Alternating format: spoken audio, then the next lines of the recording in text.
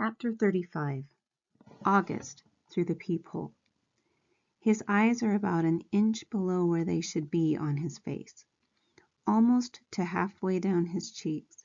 They slant downward at an extreme angle, almost like diagonal slits that someone cut into his face, and the left one is noticeably lower than the right one. They bulge outward because his eye cavities are too shallow to accommodate them. The top eyelids are always halfway closed, like he's on the verge of sleeping. The lower eyelids sag so much they almost look like a piece of invisible string is pulling them downward. You can see the red part on the inside, like they're almost inside out. He doesn't have eyebrows or eyelashes.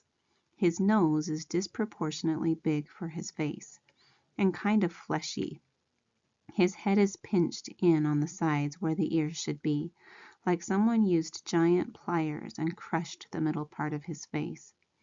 He doesn't have cheekbones. There are deep creases running down both sides of his nose to his mouth, which gives him a waxy appearance. Sometimes people assume he's been burned in a fire. His features look like they've been melted, like the drippings on the side of a candle. Several surgeries to correct his lip have left a few scars around his mouth, the most noticeable one being a jagged gash running from the middle of his upper lip to his nose. His upper teeth are small and splay out. He has a severe overbite and an extremely undersized jawbone. He has a very small chin.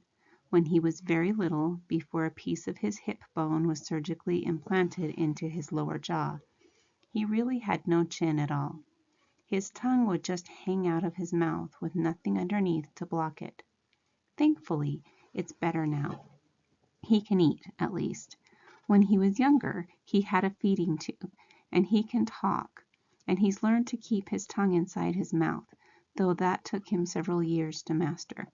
He's also learned to control the drool that used to run down his neck. These are considered miracles. When he was a baby, the doctors didn't think he'd live. He can hear, too. Most kids born with these type of birth defects have problems with their middle ears that prevent them from hearing. But so far, August can hear well enough through his tiny, cauliflower-shaped ears. The doctors think that eventually he'll need to wear hearing aids, though. August hates the thought of this. He thinks the hearing aids will get noticed too much. I don't tell him that the hearing aids would be the least of his problems, of course, because I'm sure he knows this. Then again, I'm not really sure what August knows or doesn't know, what he understands and doesn't understand.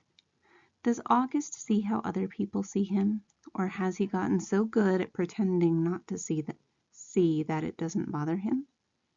Or does it bother him? When he looks in the mirror, does he see the Augie Mom and Dad see? Or does he see the Augie everyone else sees? Or is there another August he sees? Someone in his dreams behind the misshapen head and face. Sometimes when I look at Gran's, I could see the pretty girl she used to be underneath the wrinkles. I could see the girl from Ipanema inside the old lady walk. Does August see himself as he might have looked without that single gene that caused the catastrophe of his face? I wish I could ask him this stuff. I wish he would tell me how he feels. He used to be easier to read before the surgeries. You knew that when his eyes squinted, he was happy. When his mouth went straight, he was being mischievous. When his cheeks trembled, he was about to cry. He looks better than now. No doubt about that. But the signs we used to gauge his moods are all gone. There are new ones, of course. Mom and Dad can read every single one. But I'm having trouble keeping up. There's a part of me that doesn't want to keep trying. Why can't he just say what he's feeling like everyone else? He doesn't have a trach tube in his mouth anymore that keeps him from talking. His jaw's not wired shut. He's 10 years old. He can use his words. But we circle around him like he's still the baby he used to be. We change plans, go to plan B, interrupt conversations, go back on promises depending on his moods, his whims, his needs. That was fine when he was little, but he needs to grow up now. We need to let him help him, make him grow up. Here's what I think. We've all spent so much time trying to make August think he's normal that he actually thinks he is normal. And the problem is, he's not. Chapter 36, High School. What I always loved most about middle school was that it was separate and different from home. I could go there and be Olivia Pullman, not Via, which is my name at home. Via was what they called me in elementary school, too. Back then, everyone knew all about us, of course. Mom used to pick me up after school, and August was always in the stroller. There weren't a lot of people who were equipped to babysit for Augie, so Mom and Dad brought him to all my class plays and concerts and recitals, all the school functions, the bake sales, and the book fairs. My friends knew him. My friends' parents knew him. My teachers knew him. The janitor knew him. "Hey, how you doing, Augie?" he'd always say and give August a high five. August was something of a fixture at PS 22. But in middle school, a lot of people didn't know about August.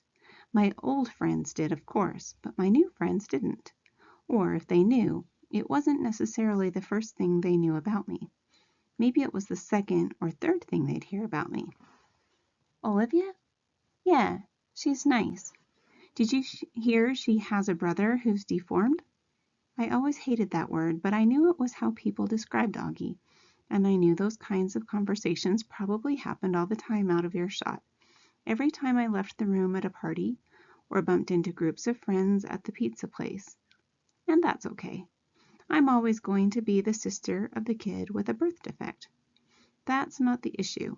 I just don't always want to be defined that way.